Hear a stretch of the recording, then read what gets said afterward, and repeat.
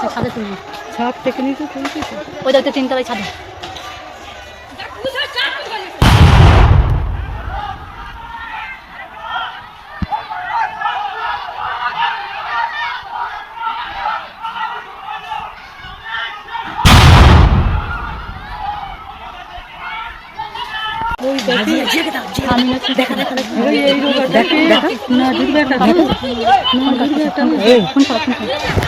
মারপিট করলো, যারা বোমাবাজি করলো তারা বাইরে ঘুরছে, পুলিশকে তারা দেখিয়ে দিচ্ছে, আইএসএফের ছেলেদেরকে দেখিয়ে দিচ্ছে, তারা করছে, আইএসএফের তো ছেলেদেরকে ধরছে, কিন্তু শাসক দলের কাউকে ধরছে না, আইএসএফের দলকে ধরছে। কেন? আমি বিরোধী প্রধান বলে আমার উপরে এত অত্যাচার।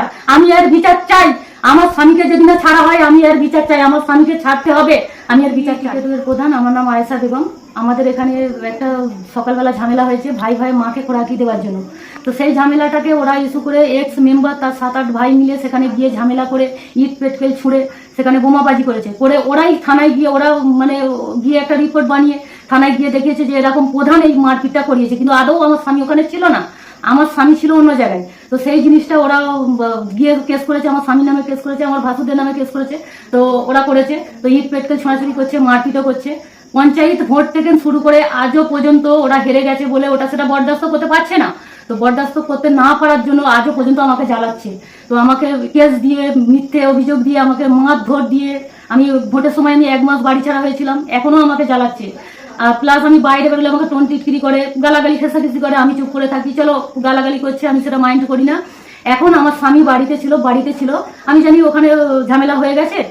তো আমি ঝামেলা হচ্ছে, আমি বড়বাবুকে ফোন করেছি যে বড়বাবু এরকম আমাদের এখানে তো খুব ঝামেলা হচ্ছে, তো আপনি লোক পাঠান না। তখন বড়বাবু বলছে যে আপনি থামুন, আপনি একটা প্রধান, আপনি প্রধান হয়ে আপনার পাড়ায় ঝামেলা হচ্ছে, আপনি সেটা শান্তি বজায় রাখতে পারছেন না। আমি বলছি স্যার শান্তি বজায়, ওরাই মারপিট করছে, ওরাই বোম মারছে, আর এটা আপনি কি বলছেন? বলছে আপনি থামুন, মানুষ মার্ডার হয়ে যাচ্ছে, আর আপনি এরকম করে করছেন, আপনি প্রধান হয়ে আপনি কোনো করেননি। তখন বলছি স্যার আপনি ফোনটা কাটবেন না, আপনি প্লিজ স্যার আপনি ফোনটা ধরুন, আমার দুটো কথা শুনুন। না আমি আপনার কোনো কথা শুনবো না, আপনি ফোনটা কাটুন বলে আমার ফোনটা বড়বাবু কেটে দিলেন। তো আমার স্বামী বাড়িতে ছিলেন, ভাত খাচ্ছিলেন।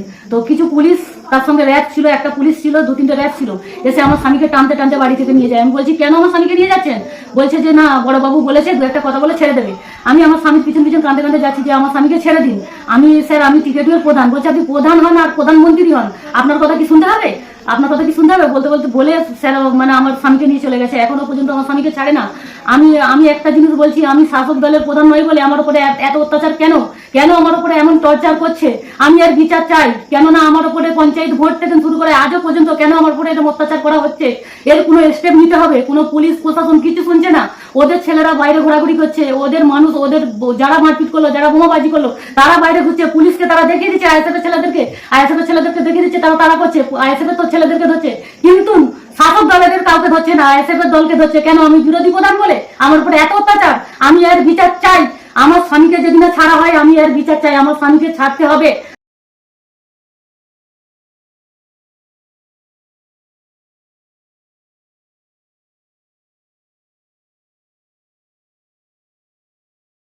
আজ সকালে আমাদের দলীয় ছেলেদের ওপর অত্যাচার থেকে শুরু করে বোম্বিং চার্জ, তার সাথে ইট পাটকেল থেকে শুরু করে গুলতুড়ি কাঁচের গুলি শুদ্ধ আমাদের ওপরে অ্যাটাক করেছে, আমাদের ছেলেদের ওপরে।